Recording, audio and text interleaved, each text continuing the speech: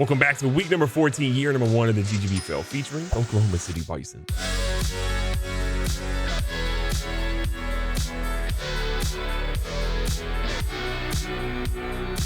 Now, our opponent today should be a pretty familiar one for you that are watching these videos because we just played them about a week or two ago in the game, and it was a tough one. We ended up battling back, and we ended up winning the game in dramatic fashion, but it was, again, a tough one, and this is a division opponent who's one of the best players in the league, so it's not going to be easy. As a reminder, he is Stafford and Jacoby Brissett at quarterback. He's going to have Devin Chain at running back, who is unbelievably insane, along with Ezekiel Elliott.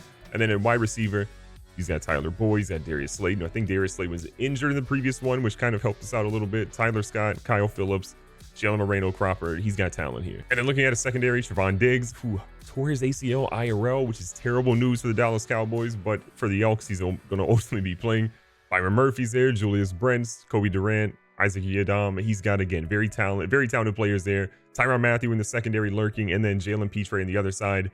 This is not an easy game by any stretch. Now, for your players of the week, the Wizards had Kenneth Walker go off 30 carries, which is a whole lot, and he ran for 203 yards and 4 rushing touchdowns. Mike Jackson Sr. goes for 6 tackles, 2 interceptions, and a touchdown for the Nighthawks. You're going to see over on the AFC side, the Orlando Orbits have Lamar Jackson throw 12 passes, completing 8 of them for 321 yards and 5 touchdowns. That's absolutely insane to me. And then Sean Murphy Bunting, 5 tackles, 3 interceptions, and 1 tutty for the Houston Oilers.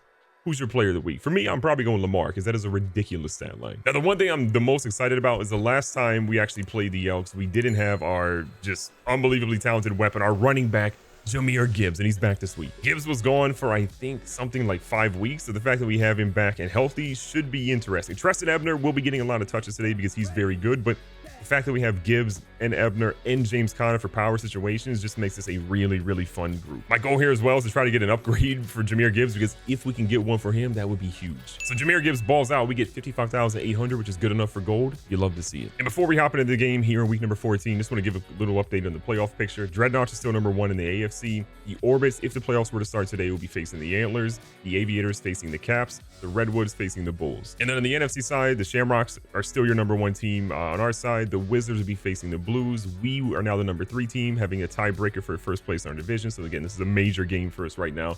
We'll be facing the Black Knights, a divisional opponent who we have struggled against, but he's a very good player.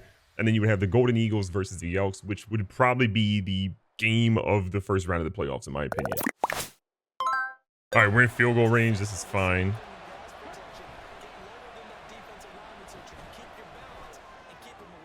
No, Evan Ingram.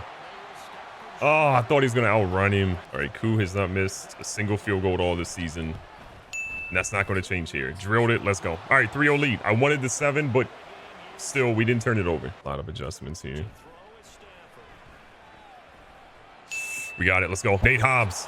We just moved him up in the depth chart. And he deserves it. What a play. Let's go, Hobbs. Let's go, Desmond. Get you a big gain. Let's go. AJ Brown, let's go. AJ Brown has not gotten the ball nearly enough recently. Welcome back to the end zone. That's a good drive. All right, that's why you take the field goal. You get the points on the field goal. You play good defense. And then if you're lucky, you can come out and get a touchdown. Let's go. Play action.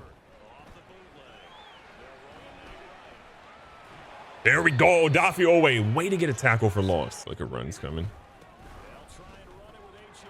Hold him out.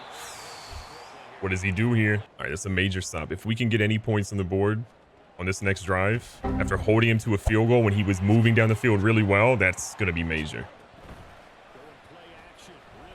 Oh, God, he ran a different route. Oh, I thought it was to the sideline.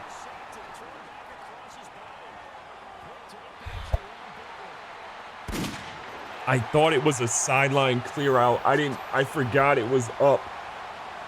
I would never have thrown that if I realized that. Oh, I'm so mad at myself. I'm so mad at myself. First Models almost had the hit that I wanted. 2D almost went to the house. Just don't know where my defense is, man. Look at these lanes. I don't understand how the lanes are like that. At some point, he's got to fumble, right? Dude, what are these angles my guys are taking? That's a touchdown. I don't know what changed between the first half and the second half, but I literally told my defense to watch inside runs as the scheme, and they have not done a single thing on inside runs this entire drive. It's a miracle how that was a tackle. All right, could be worse.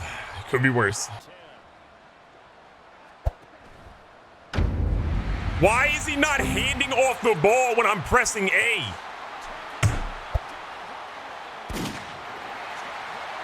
I am pressing the A button. I am literally holding the A button. Why would the quarterback ever keep it on an RPO? Why would they ever keep it on an RPO? It makes no sense. They give you two options on an RPO, pass it or run it. If I don't pass it and I'm holding A, they should be running it. Why are they keeping it? God, I don't mind losing, chat. I just don't like when stuff like that happens. When I am pressing a button and holding a button to do something and the game is like, nah. And then it just makes my quarterback randomly take off on an RPO. Why does it do that? Oh my God. Unbelievably frustrating.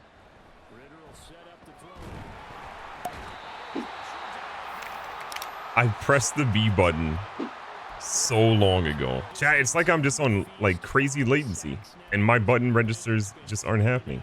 I am so frustrated with like pressing a button and watching nothing happen. Jesus Christ. Like, thank God the button press worked.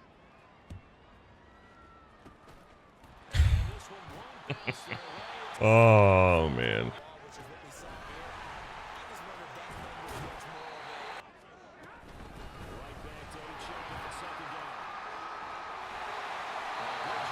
Man, I don't feel like I've been outplayed. I think that's the frustrating thing. Like when you lose, I just want to be outplayed. I just don't feel like I've been outplayed. I'm just watching a rookie running back tote the rock with no repercussions.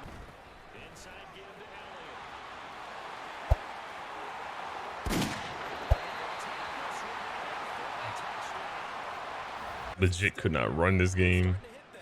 It's just been a nightmare.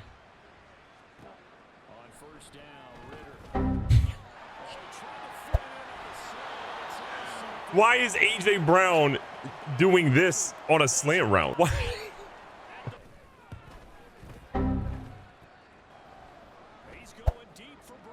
Dude, I just cannot make sense of it.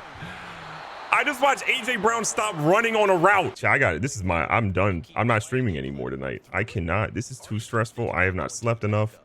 I am not putting myself through this anymore. If I play one more Madden game like this, I'm punching a hole in my monitor like I'm Summit 1G.